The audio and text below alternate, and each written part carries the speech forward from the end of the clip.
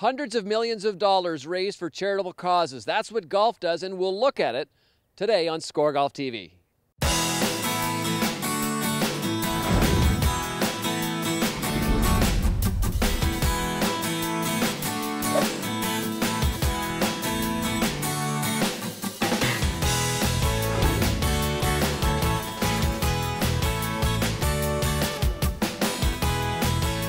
This is Score Golf, the voice of Canadian golf. Score Golf is powered by Volkswagen, from one good drive to another. Now, here's your host, Bob Weeks. Hello, everybody, and welcome to SCOREGolf TV. Well, today we're at Magna Golf Club, just north of Toronto, for a very special event. This is the Women's Celebrity Invitational. Now, some of the top names in sports and the arts have gathered here today to help raise funds for the transplant unit at the Hospital for Sick Children. We're going to show you some of the action that's going on today, meet some of the celebrities, but also focus on how golf raises money for charitable causes. We'll do that a little bit later in the show. Of course, we'll also have our tech report and focus on some new gear. We'll also have some help for your game. But to start things off today, let's talk to a couple of PGA Tour pros about an interesting topic. Prospective, meeting today's PGA Tour stars.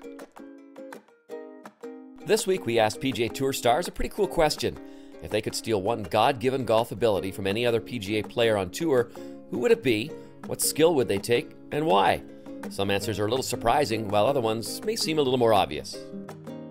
I would steal Gary Woodland's length if I was going to take anything from anyone. He's got that extra gear, and you know, he also drives it straight for as far as he hits it, and it's nice to be able to able to hit it that much further when you need to. I really like, you know, obviously Tiger Woods' short game is impeccable. Phil Mickelson's short game, that's where you see a lot of the guys that have won so many golf tournaments. I think that their all-round game is great, but their short game ability has been fantastic over the years, and that's the reasons why, you know, Phil Mickelson, Tiger Woods, their short game and their mental ability to win is definitely stronger than most other players on the golf tour. And I would really love to, you know, to hone in on those skills more and take it to my game. Aaron Baddeley, I love the way Aaron energizes, you know, with his putting. I think love the way he just gets into it and you know, just looks like he's already made the putt before he's made it. I think that's a great key putt component. He may say he'll pick somebody else that, you know, he thinks they make more putts. You know, long and straight, I think Robert Allenby hits a great driver of the golf ball. I mean, you know, the consistency of that. Iron play, you could pick many guys. McIlroy's a fantastic iron player.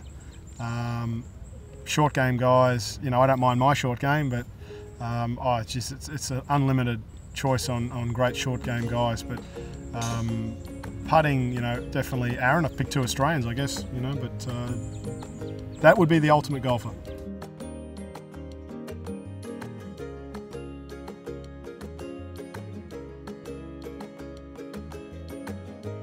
I mean, I'd like to steal little bits from a lot of guys, but I think your iron game out here, I mean, short game is something I can improve on. That's something I work on all the time. You're trying to get better at chipping and putting.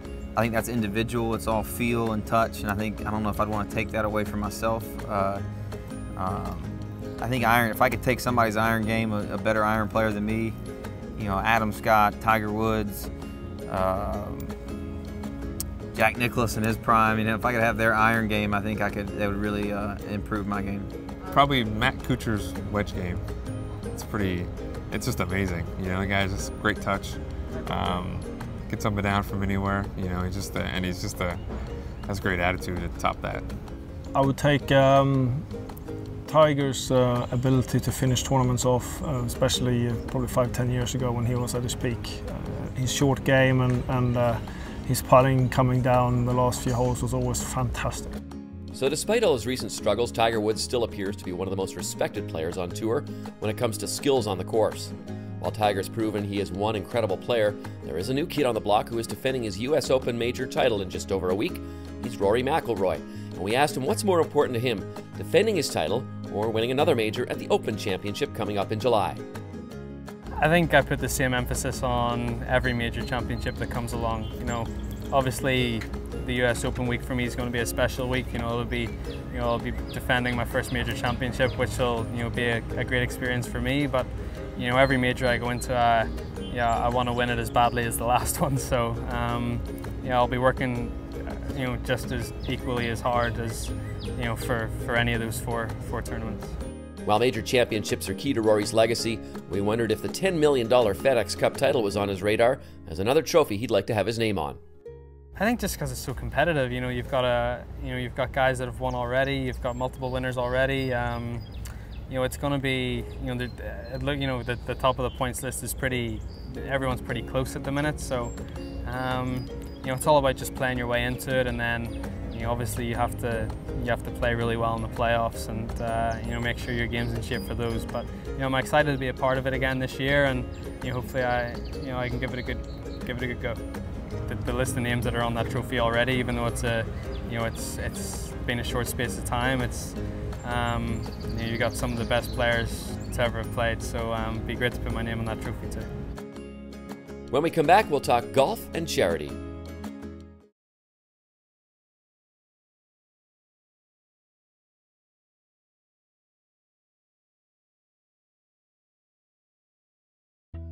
Well, it's not often that you can bring together an astronaut, a curler, a rower, and a senator to play golf on one day, but that's what's been accomplished here at the Women's Celebrity Invitational. It's a wonderful new tournament that was the brainchild of two legends of the game, Sandra Post and Marlene Street. The prestigious Magna Golf Club in Aurora, Ontario played host to the inaugural Women's Celebrity Golf Invitational, an event featuring a number of the brightest icons in Canadian sports, business, and entertainment. The Olympians in attendance all boast impressive resumes filled with athletic achievements, but we wanted to know, are there any similarities between their sport and golf? Oh, for sure. Putting is kind of like draw weight and feel and chipping. So I think there is. I'm much better at the on-ice sport than I am on the green sport. And I can tend to holler, hurry hard out there, and try to get it a little closer to the hole. There's something called a hockey swing when you're playing golf, and I'm pretty sure I've got a lot of that. So I guess hockey players are known to just grip it and rip it. And there are players that have soft hands and are good with finesse and the short game around the green, but for the most part, I'm out here just to have fun and swing a club and enjoy the weather and the golf course. Well, rowing to golf, obviously there's strokes taken, and there's water. In my sport, it's not a hazard. It's good to be in the water. In my sport, you take lots of strokes quickly. Again, not so good in golf, but it's outside and it's with great people. Despite their medals, awards, and accolades, all of these women recognize the need to reciprocate the support given to them. This charity function is one of many that fill up their yearly schedules. It was one of the things after Vancouver and winning the medal that we said we weren't just going to leave the medal hanging on a wall. We were actually going to do something with it worthwhile. And so I think it's a responsibility to help raise awareness and especially for some of the things that mean a lot. I feel like with events like this being invited out, it's almost impossible to say no, especially if it's a golf game or even a hockey event. And everybody's out here having a good time. It's tough to see. I would like you to find one person not smiling. So at the end of the day, that's what we hope, is to just bring smile to faces and help everybody out. I'm actually not financially in a position to contribute, but I have time and I have stories to tell. And what we want is when people come to events, golf events like this, is for them to think they had a great day, they had fun, maybe they learned something and they can go home with some stories. And in the whole picture of that, there's this great karma that they gave back. And here today, they're giving back to the Sick Kids Transplant Center. A wonderful cause that hits close to home for Katie Sutherland, who overcame an unbelievable battle of her own. About 4 years ago, I became very ill with a terminal lung disease, and I had a successful double lung transplant at the Hospital for Sick Children. So it is a very amazing place. Basically owe my health and everything to them. Yeah, they're a really great hospital, great staff. With $413 million generated through charity events like this one every year in Canada, it's the organizers that deserve most of the thanks. And here at Magna, that honor goes to two legends of Canadian golf. Well, I think the game of golf gives back. I think we give back every week on the PGA Tour and the LPGA Tour. So when I was 19 and I joined the tour, it was just sort of you do it every Wednesday, every Pro-Am. You're always raising money and awareness to charities. And golf is about giving back. It's a kind sport. It's a social sport. It can be anything you want it to be. And that's what we're doing here today for Sick Kids Transplant Research. From two past stars to a current one, this event brought LPGA Tour player Morgan Pressel to Canada as well. Pressel, who appears at 10 to 15 charity outings every year, has no problem finding the time. It's kind of our job, not just to play golf from Thursday through Sunday, but to use our platform to help raise money for causes that are important to us and to our friends. And golf gives you that opportunity to really enjoy a full day. You bring professionals. I mean, everybody plays golf. Look at all the athletes, the Canadian athletes that are here today, that all are out here playing golf. And so it's got that unique appeal to bring everybody together, and it's an easy way to raise money for a great cause. The Technology Report, a look at the science, research, and development of the game. Bob Vokey is best known for his wedges. It seems like nearly every tour player out there has one in their bag. But what most Canadians may not know is that Vokey was born and raised in Montreal and played a few years of pro football in Quebec before moving to Carlsbad, where he has since become one of golf's master craftsmen. How does a guy from Montreal make it all the way here to have his name on all these wedges? Must be a great journey, must be one you're pretty proud of. Yeah, I'm proud of it. I come from the same guy that came where I came from, the old tenements of Montreal, and to come on down there, I mean, it's been phenomenal. Hasn't been easy. It's been a lot of years. You know, I like to say that, my age, I look like I'm in my 60s, but in reality, I'm only 35. But I mean, that's what this has done to me. Made me look like this. Kidding aside. No, it's been a phenomenal journey. I've been fortunate to get with companies, and I said before, I work with the best players of the world, and I really, I get down and dirty with them and ask questions and listen, and it goes from there. And I'm very fortunate that with Titleist, I'm very fortunate they've given me the opportunity, they give me the proper tools to achieve my dream. I never would have been able to achieve this dream if it wasn't for Titleist. Bob Vokey's wedges are truly a beautiful piece of craftsmanship. That's why you see them played all over the PGA Tour and on courses right across Canada. Should someone maybe go out and figure out what their wedge configuration should be? No doubt about it. You'll always see, I'll give them three big things I like to see them. I like to say with an average weekend golfer, low handicapper, high handicapper, he can go out and know his gaps, know how far you hit certain shots. Go to hit your ball that you normally play with, go to your course, hit shots out to an area where you can see them land and you can walk them off. You hit like a 8-iron, 9-iron, pitching wedge and your sand wedge, and you'll see where your cluster of balls is, and you'll see 9 times out of 10 it's going to come between the pitching wedge and the sand wedge. Now, they're obviously very important clubs for the pros, but for the average guy out there, the wedges might be the most important clubs in the bag, correct? No doubt about it. You know why? Because the average weekend golfer, he's not going to profess the club head speed it takes to hit those 2 irons, 3 irons, 300-yard drives, but he does profess the club head speed to be able to hit those shots from 100 yards in, as well as a pro can with practice, and knowing his options that he has available, his bounce, his grinds, knowing the course he plays to, know the turf, know the sand, figure out his grind. Is he a digger type, takes a straight up type, or is he a slider, likes the picker of the ball? Know all those little things. If he knows those things, along with his option, he can outfit himself. Of course, go and see your local PGA Pro is very important. He can help him. And then also the other thing I like to realize is a gap wedge for him. That's important. Or how about a lob wedge? Does he really need a 60 degrees, or can he go down to a 58 degree? Knowing all those things can help him with his game very much. When we return, we'll take you to beautiful British Columbia to look at some amazing mountain courses.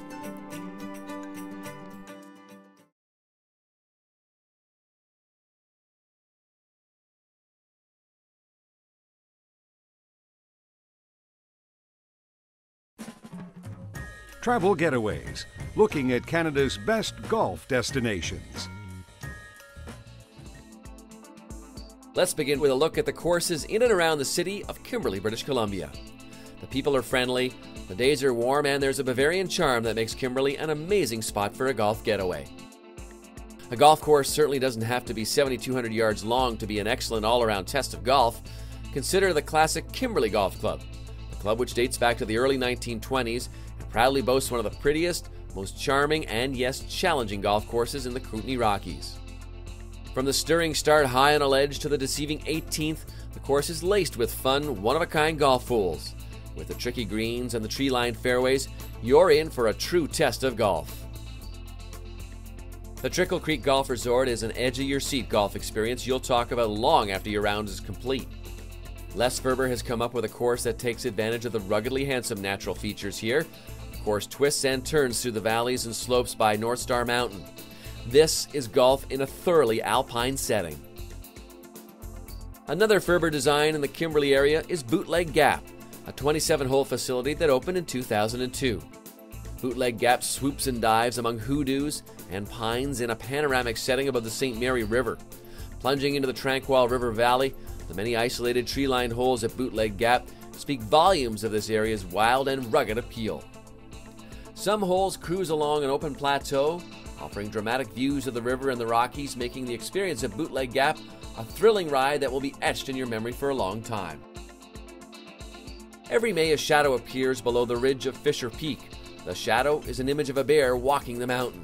According to native folklore, the bear is the protector of the valley, and when you golf at Shadow Mountain on a summer evening, you may witness this phenomenon. It's in this legendary setting that Shadow Mountain Golf Club was created, a course that is in tune with Mother Nature.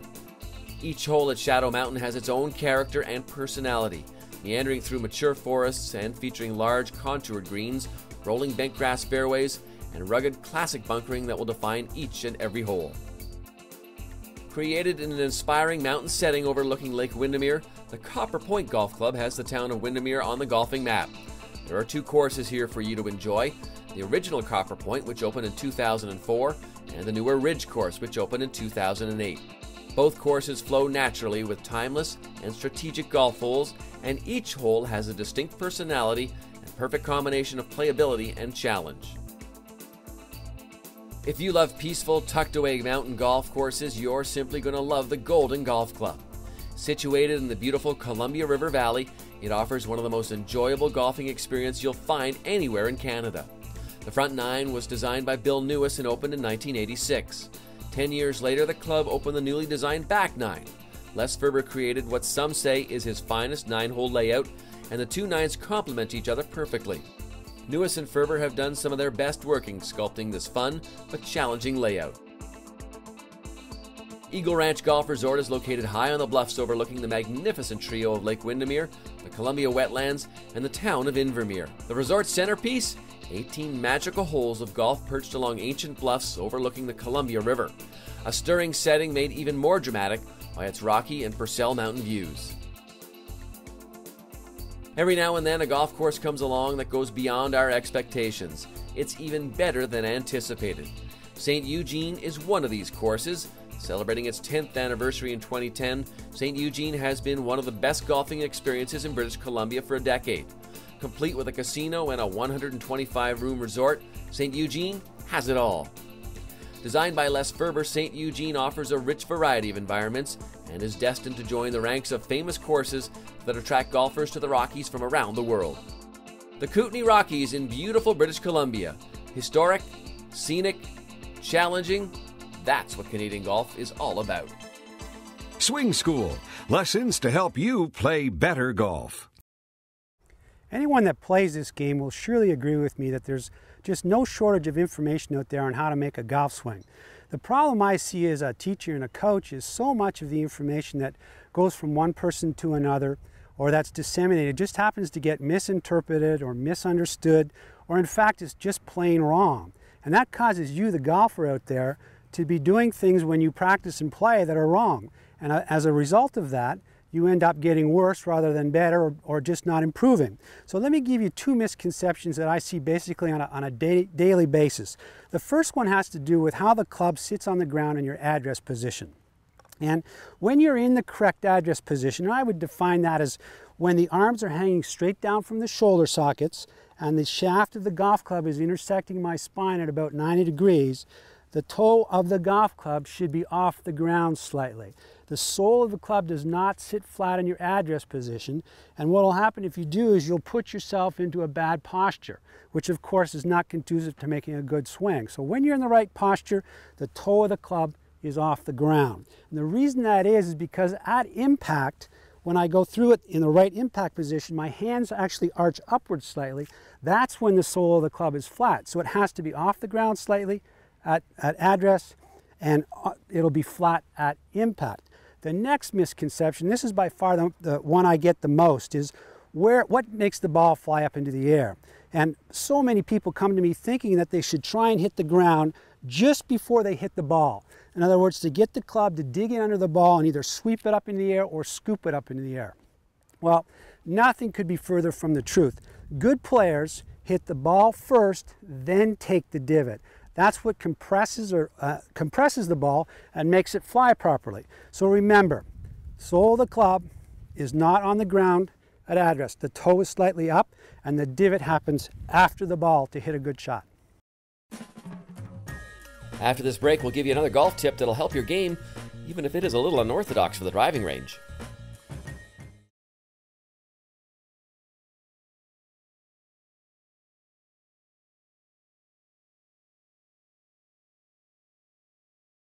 You know, taking golf lessons can sometimes be a little bit dry. That's why we wanted to spice things up here a little bit on SCOREGolf TV. Maybe give you a smile while you learn.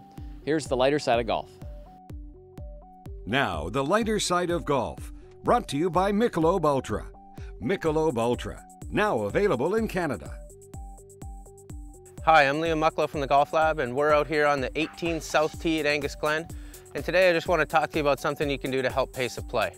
Now, it's really tough to even find 6 hours to get out and play a round of golf, let alone battle traffic and work and get out there. So the next time you're running late for a tee time, help out your fellow golfers and the course.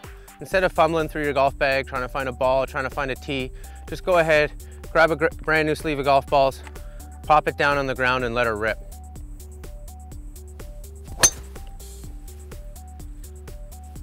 All right, we got the top ball out of there and down the fairway. But one of the other things you can do if you're actually on a downhill hole or if you're playing into the wind, I want you to aim for the middle ball to lower your trajectory.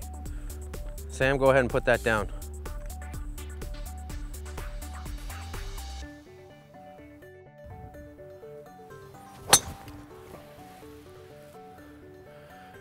Stick to this simple tip to start your game on time and you'll be more relaxed and play better golf your first 6 holes.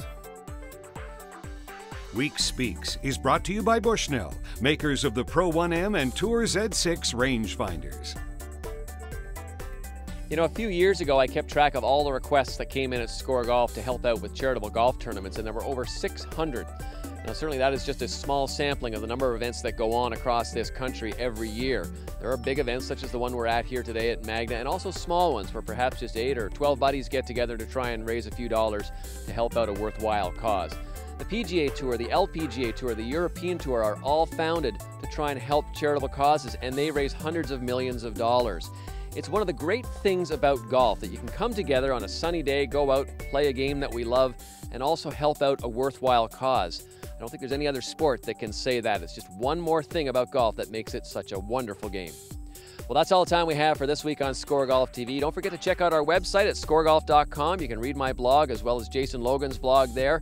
And we will see you next time here on TSN on the next edition of SCOREGolf TV. Thanks for watching SCOREGolf on TSN, the voice of Canadian golf. SCOREGolf is powered by Volkswagen. From one good drive to another. Jack Link's Beef Jerky, Feed Your Wild Side, and Kelowna Tourism. 19 golf courses from easygoing to ego-shattering.